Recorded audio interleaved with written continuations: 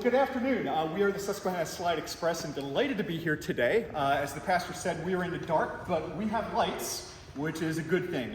Maybe about an hour ago when the electric cut, we thought we had enough of sunlight coming in, but luckily we found batteries and got some of the stand lights, and now we can actually see, because if we didn't have them, it would be a guessing game, and it wouldn't be pretty. So we appreciate everybody being here. So we have a wide variety of music programs for this afternoon, which all you have in your program that's in front of you. The first piece, of course, was featuring our percussionist sitting there in the middle doing nothing. But some of the pieces he plays, and many of the pieces he plays, in the first one he did not.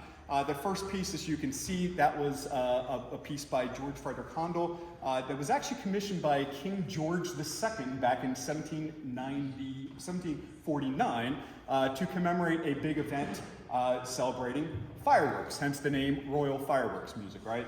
Now, the funny thing about King George II, he was not a fan of string instruments. Now, I don't want to speak out of school here. I'm not a big fan of string instruments myself, hence why I'm a trombone player. But he liked all wind instruments. So Handel composed this piece that was commissioned by King George II, and it included 24 oboes and 12 bassoons. Imagine that. And then brass players as well as some percussion. So that's where that came out of. A couple months later, after the commission went by, Handel redid the piece and added strings to it because he liked string instruments. And that's sort of the more common orchestra version of that piece has taken off since that point.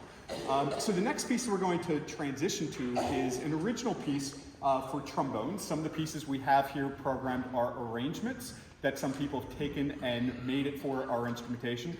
This next piece is a piece written by a gentleman from Lebanon. Think Bologna, not the Middle East when you're thinking Lebanon.